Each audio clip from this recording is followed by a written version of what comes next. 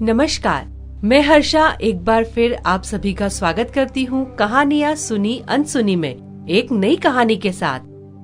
आज की हमारी कहानी का शीर्षक है इंदु की वापसी।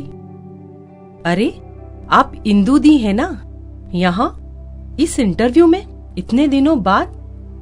प्रधानाचार्य रति शर्मा कक्ष के दरवाजे को खोलकर अंदर प्रवेश करती हुई महिला को देखकर चौंकते हुए बोली। आश्चर्य से उनकी आंखें फैल गई थीं। कॉलेज में वर्षों से रिक्त पड़े पदों को सेवानिवृत्त शिक्षकों से भरने के लिए उन्होंने जो विज्ञापन दिया था, उसी का आज इंटरव्यू चल रहा था। हाँ, मैं इंदु कुलश्रेष्ठ ही हूँ, मुस्कुराते हुए धीमी आवाज में उस महिला ने कहा। आइए आइए, इधर बैठिए। कहते कहते रति शर्मा अपनी कुर्सी से लगभग खड़ी हो गई। कॉलेज के मैनेजर डॉक्टर वर्मा तथा साक्षात्कार समिति के अन्य सदस्यों ने प्रश्न सूचक दृष्टि से पहले रति शर्मा फिर उस नवागंतुका को देखा। सबकी जिज्ञासा के प्रत्युत्तर में रति शर्मा ने कुर्सी पर बैठते हुए उस महिला की ओर संकेत करते हुए कहा, ये है मिसेस इंदु कुलश्रेष्ठ, इस कॉलेज की भूतपूर्व प्रवक्ता, जो वर्ष 1995 में स्वैच्छिक सेवानिवृत्ति लेकर यहाँ से चली गई थी। इन्हें स्वैच्छिक सेवानिवृत्ति देने के लिए न पिछले मैनेजर साहब तैयार थे, न ही भूतपूर्व प्रधानाचार्य डॉक्टर अस्मित निगम, क्योंकि यह इस कॉलेज की बहुत ही योग्य एवं बहुमुखी प्रतिभा संपन्न शिक्षिका थी। छात्राएं ही नहीं, हम सब शिक्षक शिक्षिकाएं भी इनका सम्मान करते थे और इनके कॉलेज से जाने के नाम पर ही व्यथित थे। लेकिन ये हम सबको रुलाकर यहाँ से चली गईं और आज इतने दिनों बाद फिर इन्हें यहाँ इस तरह देखकर मैं सचमुच हैरान हूँ। सारे कॉलेज का आग्रह व रुदन जिसे न रोक सका, वही आज पुनः इसी कॉलेज में। हाँ, मैं फिर यहाँ वापस आ गई, छोटा सा उत्तर दिया उस महिला ने, जिसका गला भर आया था और जो आंखों की नमी को छिपाने की पूरी कोशिश कर रही थी। रति शर्मा एकटक उस महिला को कुछ पल देखती रही, फिर डॉक्टर वर्मा की ओर मुड़कर बोली, भाई मैनेजर साहब, अंग्रेजी प्रवक्ता के लिए इंदु, मेरा मतलब है मिसेस इंदु कुलश्रेष्ठ से बेहतर अन्य कोई शिक्षिका नहीं हो सकती। मेरे विचार से सर्व सहमति से इन्हें ही इस पद के लिए चुन लिया जाए। हाँ हाँ, क्यों नहीं, जब यह इस विद्यालय की अध्यापिका रह चुकी हैं, तो फिर और कुछ देखने जानने की जरूरत ही क्या है। डॉक्टर वर्मा ने अपने अन्य सदस्यों की ओर देखा, जिन्होंने उनकी सहमति में सिर हिला दिए थे। लेकिन अभी वह महिला अपनी बात कह ही नहीं पाई थी कि रति शर्मा बीच में बोल पड़ी। लेकिन कुछ नहीं, हम आप पर कोई एहसान नहीं कर रहे हैं। आपने जो यश अपनी योग्यता से अर्जित किया है, हम उसका केवल सूद ही आपको दे रहे हैं इंदु दी। उन दिनों में प्रधानाचार्य नहीं, बल्कि आपसे कनिष्ठ शिक्षिका थी, लेकिन छात्राओं की तरह मैं भी आपकी जबरदस्त फैन थी। आपने इस कॉलेज को जो दिया, उसे मैं भूली नहीं हूँ। कृतज्ञता की झलक इंदु की आंखों में तैर रही थी। वह जाने के लिए उठी ही थी कि रति शर्मा ने आग्रह पूर्वक कहा, हाँ, एक बात और, आज शाम को आप मेरे घर खाने पर आ रही हैं। कॉलेज से घर आकर रति शर्मा के मन में इंदु कुलश्रेष्ठ को लेकर तरह तरह के विचार उठ रहे थे। इंदु का पूरा अतीत उसकी आंखों में सजीव हो उठा। इंदु ने अपने बहनोई राजेश से विवाह किया तो सारा कॉलेज चकित था कि इतनी सुंदर, योग्य, आर्थिक रूप से परिपूर्ण, आत्मनिर्भर लड़की ने एक विदुर से, जिसका कि एक बेटा भी था, उससे विवाह क्यों किया। लेकिन उसके निकट रहने वाले जानते थे कि इंदु को अपनी बहन के बच्चे स्मित से बहुत ही स्नेह था और वह नहीं चाहती थी कि कोई सौतेली माँ उसके स्मित से दुर्व्यवहार करे। इसलिए राजेश के माता पिता की ओर से राजेश की दूसरी शादी इंदु से किए जाने का प्रस्ताव आते ही अपनी माँ की कठोर अनिच्छा के बावजूद उसने हाँ कर दी थी। विदाई के समय आंसुओं से भीगा माँ का चेहरा चूमकर उसने कहा था, माँ, तुम स्मित को छूकर कहो कि मैंने गलत किया। तुम मेरे लिए दुखी मत हो, राजेश मेरा ख्याल रखेंगे। लेकिन शादी के कुछ ही महीने बाद ट्रेन दुर्घटना में राजेश की मृत्यु हो गई। इंदु का वैधत्व सारे कॉलेज को रुला गया। दूसरी शादी के कितने ही प्रस्ताव उसके घर वालों के पास आते, लेकिन उसका एक ही उत्तर था कि शादी के बाद कोई भी सौतेला पिता मेरे स्मित को हृदय से अपना नहीं पाएगा। इसके बाद इंदु का जीवन चक्र स्मित के इर्द गिर्द ही घूमने लगा। कॉलेज में भी कभी कभी वह उसे ले आती। सभी उसे प्यार करते और पूछते कि तेरी मम्मा कौन है, तो वह मुस्कुराता हुआ अपनी छोटी छोटी उंगलियां इंदु की ओर उठा देता। सब हंस पड़ते और इंदु का चेहरा मातृत्व की गरिमा से खिल उठता। धीरे धीरे दिन महीनों में, महीने वर्षों में बदलते गए। स्मित की शिशु सुलभ क्रियाएं बालावस्था की क्रीड़ाओं का रूप लेने लगी। नर्सरी व केजी कक्षाओं को पार करते हुए स्मित विश्वविद्यालय के द्वार तक पहुंच गया। इंदु को बस एक ही धुन थी कि वह स्मित को अच्छी से अच्छी शिक्षा दे, जिससे वह बहुत बड़ा आदमी बन सके, समाज में धन के साथ ज्ञान भी अर्जित करे। इसके लिए उसने अपनी ओर से कोई कसर नहीं छोड़ी थी। रति शर्मा को याद आ रहा था कि बीए पास करने के बाद स्मित जब आईएएस की तैयारी कर रहा था तो इंदु ने कॉलेज से छुट्टी ले ली थी। प्रिंसिपल ने उसके अवकाश प्रार्थना पत्र को देखकर हंस के पूछा, अरे भाई, आईएएस में बेटा बैठ रहा है, तुम तो नहीं ना, फिर ये छुट्टी किस लिए? मेरे घर पर रहने से उसकी पढ़ाई और अच्छी तरह से हो सकेगी। उसे अपनी पढ़ाई के आगे खाने पीने तक की भी सुध नहीं रहती मैडम, इंदु ने प्रत्युत्तर दिया था। स्मित की परीक्षाएं समाप्त हो गई तो सभी को स्मित के परीक्षा फल का बेसब्री से इंतजार था। इंदु की नजर तो अखबारों में ही अटकी रहती। उसकी मनोदशा देखकर स्टाफ रूम में शिक्षिकाएं खुसुर-पुसुर करती। अधिकांश तो स्नेह से कहती, लेकिन कुछ ईर्ष्यावश भी कहती कि आखिर इंदु की तपस्या और स्मित की मेहनत रंग लाई। फिर आईएएस का परीक्षा फल निकला।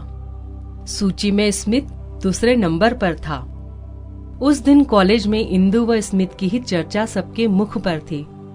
लोग इंदु को बधाई दे रहे थे और इंदु थी कि रोए ही जा रही थी। मारे खुशी के उसके आंसू थमने का नाम नहीं ले रहे थे। इसके बाद इंदु के मुख पर अचानक प्रौढ़ता झलकने लगी। स्मित के ट्रेनिंग पर चले जाने के बाद वह सबसे कहने लगी, अब नौकरी करने का मन नहीं चाहता, बहुत थकान लगती है। सोचती हूँ स्मित के नौकरी ज्वाइन करने के बाद मैं स्वैच्छिक सेवानिवृत्ति ले लूं। अरे एसी भी क्या जल्दी है। सभी ने इंदु का विरोध किया। सब जानते थे कि इंदु कॉलेज की सभी क्रियाओं व कार्यक्रमों की धुरी है। उसके जाने पर उसकी कमी को भर पाना आसान नहीं था। लेकिन स्मित की ज्वाइनिंग के बाद इंदु ने स्वैच्छिक सेवानिवृत्ति ले ही ली। प्रधानाचार्य अस्मिता निगम ने उसे बहुत समझाया था कि सर्विस पूरी किए बिना बीच में सेवानिवृत्ति लेने से उसका आर्थिक रूप से नुकसान ही होगा। लेकिन इंदु को तो एक ही धुन थी, अब मुझे पैसों की क्या चिंता। फिर स्मित भी तो नहीं चाहता कि मैं नौकरी करूं। वह मुझे बहुत अच्छी तरह से खिला पिला सकता है। बेटे की बात मैं कैसे टाल दूं? आखिर इंदु कुलश्रेष्ठ ने विद्यालय छोड़ दिया और बेटे के साथ दिल्ली चली गई। जाने से पहले कॉलेज आई थी, सभी को बहुत शानदार पार्टी दी थी। रति शर्मा इंदु से मिलकर बहुत रोई थी। कुछ महीनों तक इंदु से पत्र व्यवहार भी चलता रहा, लेकिन धीरे धीरे यह सिलसिला भी समाप्त हो गया था। और आज अचानक उसी इंदु कुलश्रेष्ठ को देखकर रति शर्मा अचंभित थी। मन में उठ रहे 1000 प्रश्न उसे विस्मित कर रहे थे। नौकरी बीच में छोड़कर जाने वाली इंदु दी, फिर वापस क्यों चली आई? अचानक कॉल बेल बज उठी। उसने जल्दी से दौड़कर दरवाजा खोला तो देखा सामने इंदु दी खड़ी थी। रति शर्मा इंदु से लिपट गई। कॉलेज में सबके सामने जो संकोच था वह नौकर चाकरों के सामने स्थिर न रह सका। मैं बहुत बेचैनी से आपकी प्रतीक्षा कर रही थी। आपसे बहुत सी बातें पूछने का मन हो रहा था जो सबके सामने न पूछ सकी, इसलिए रात के भोजन के नाम पर आपको बुला लिया। यहाँ कैसे आई? घर कहाँ है?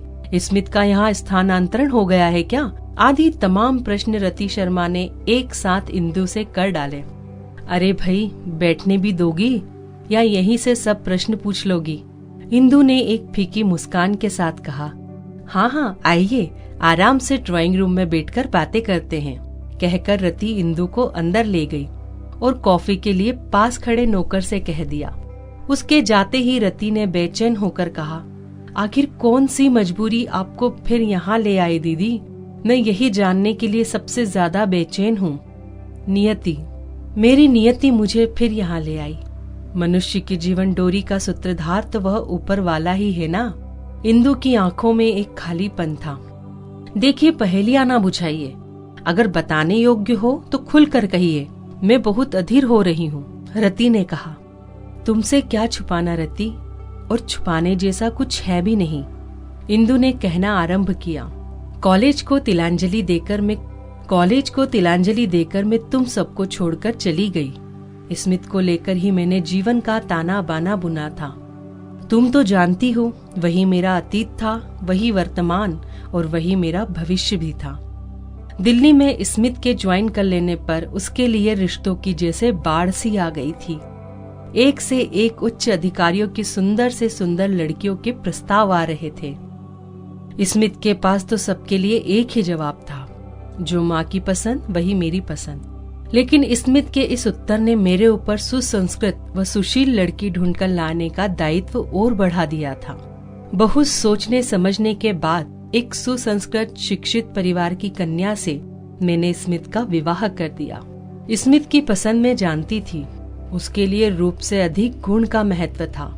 बहुत आधुनिक नाज नखरे वाली लड़कियों से वह दूर ही रहता था। मेरा श्रम साध्य जीवन उसके लिए आदर्श था। वह प्रशासनिक सेवा में था, इसलिए उसकी नौकरी मेरी नौकरी की प्रकृति से बिल्कुल भिन्न थी। फिर भी वह प्राय रूप कठिन प्रसंगों में मुझसे राय ले लेता।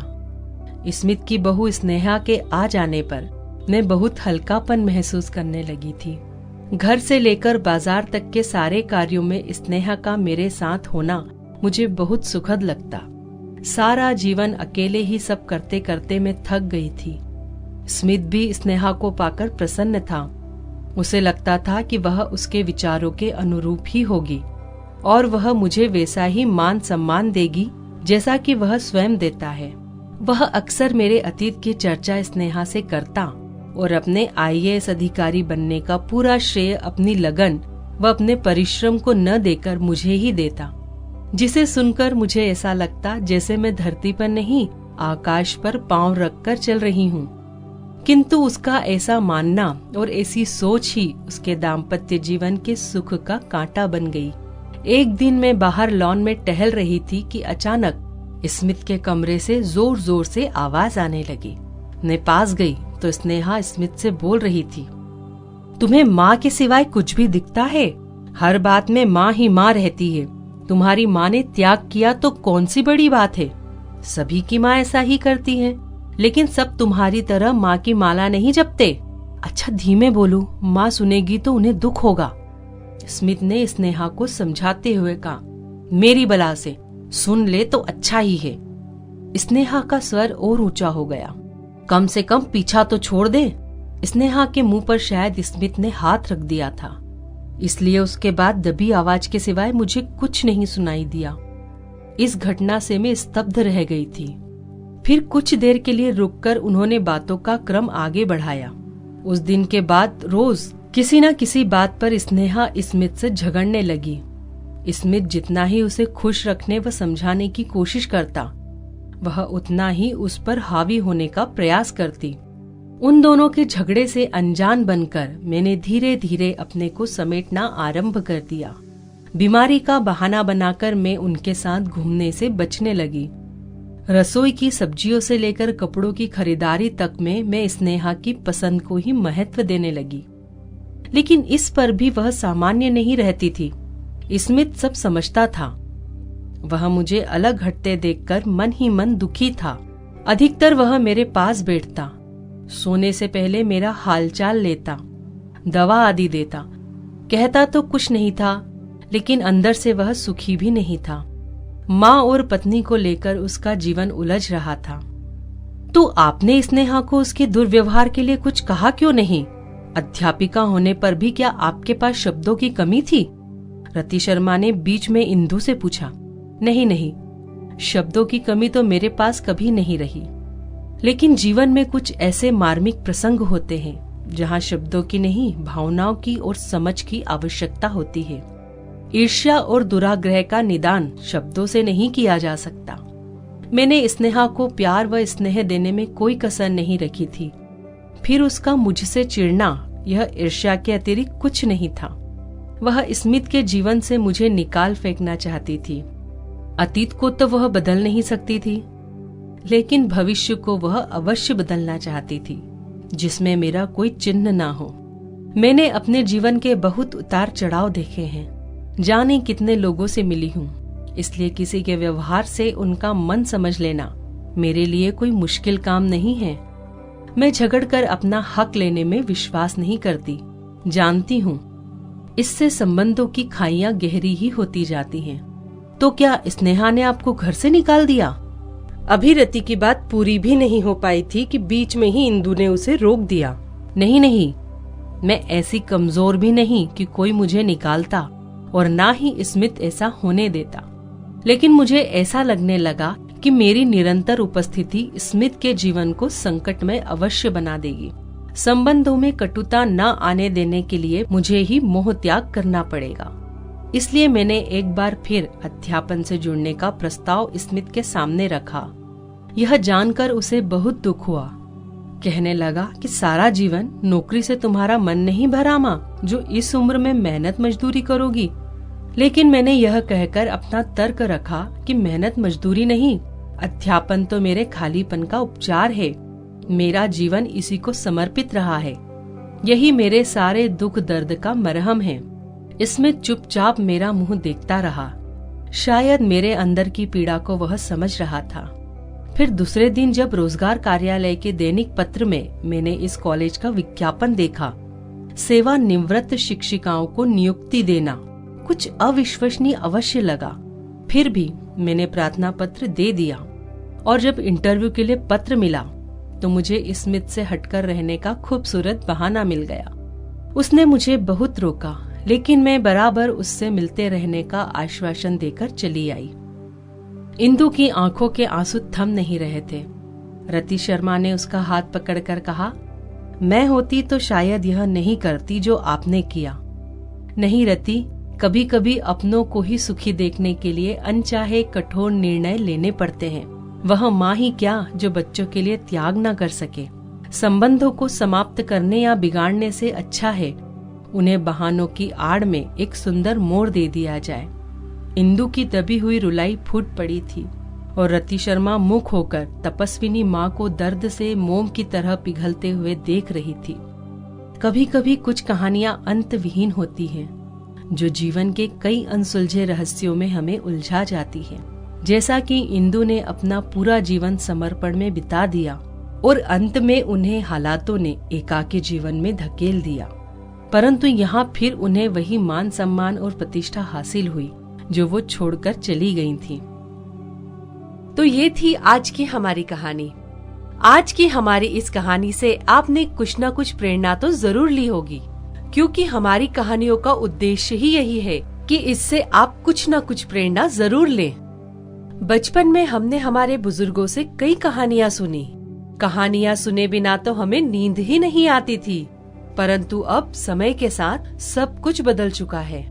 अब उन कहानियों की जगह मोबाइल ने ले ली है, तो हमने सोचा क्यों ना इस मोबाइल को ही कहानियों का जरिया बना लिया जाए। तो लो, हम आ गए हमारी दादियों और नानियों से सुनी हुई उन सुनी अनसुनी कहानियों को लेकर आपके इस मोबाइल पर, ताकि कुछ पलों के लिए हम फिर उन्हीं खूबसूरत लम्हों में लौट सके। आपने भी अपने बुजुर्गों से बहुत सारी कहानियां सुनी होंगी। आप उन कहानियों को हमारे साथ शेयर कर सकते हैं। हम उन्हें आप ही के नाम से प्रसारित करेंगे। और हाँ, आज की हमारी कहानी कैसी लगी ये कमेंट बॉक्स में लिखना तो बिल्कुल ना भूलें। तो चलिए फिर मिलेंगे एक नई कहानी के साथ। तब तक मैं हर्षा आप सभी से विदा लेती हूँ।